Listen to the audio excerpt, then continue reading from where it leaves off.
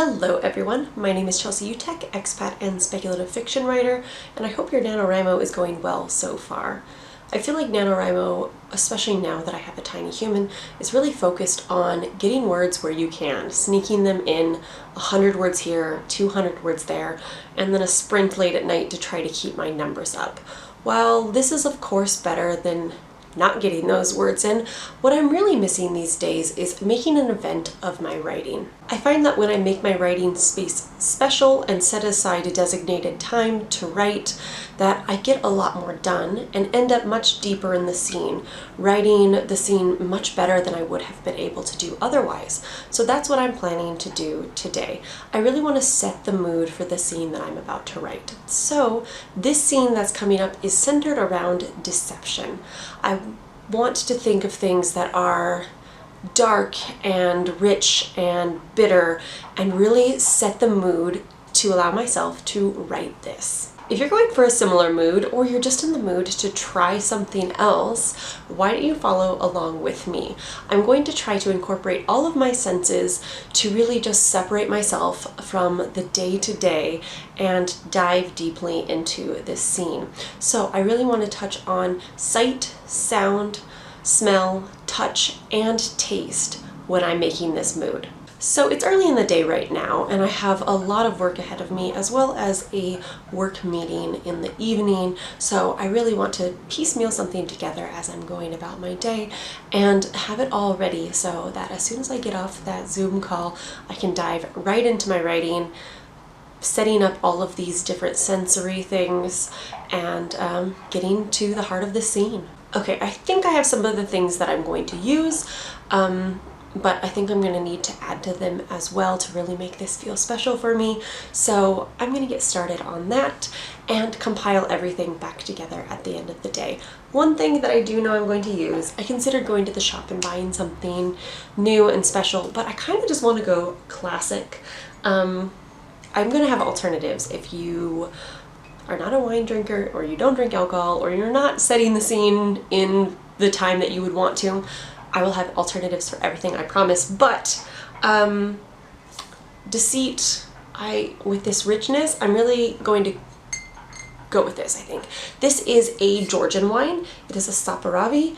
And I know that not everyone has access to Georgian wines. So if you want an equivalent, this is very rich and dark and dry, and it is made in or aged in a clay pot called a qvevri, and it gives it this sort of earthiness to it as well. So the equivalent that I think of is, of course, you can never go wrong with a Cabernet, but a Pinot Noir is really great. There is this whole bunch where they, as in they take the vines and all, and make it into a Pinot Noir, and that gives it that same sort of, I don't know, earthy, tanniny sort of feeling that I like. I'm not a wine expert, I just drink a lot of it.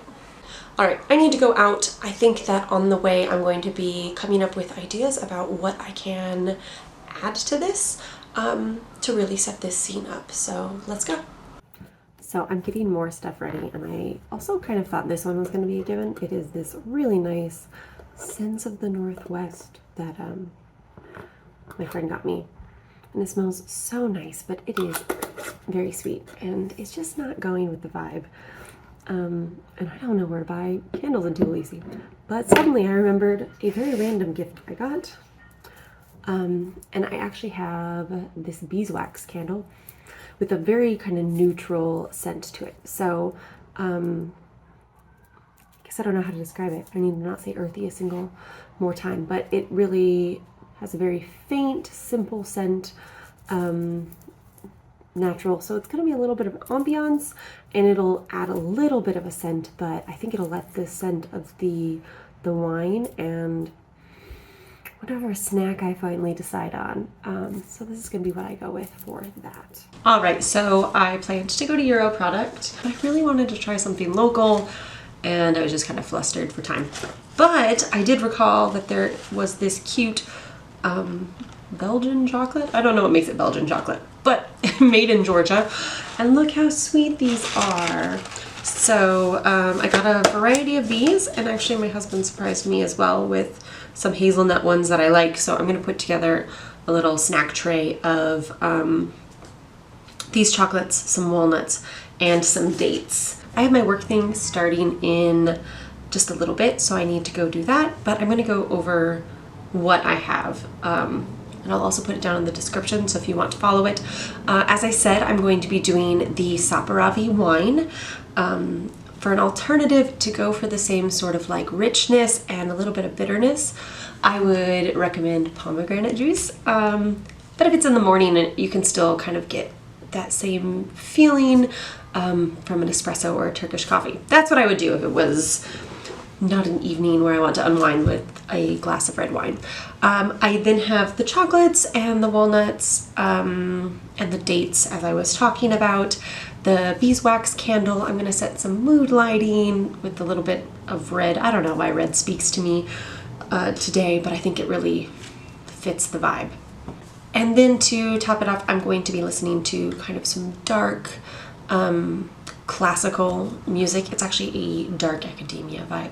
So I'll put the link to the one I'm listening to today. Yeah, so let me go do this work thing and then we'll get started. Okay, survived. Let's set the mood.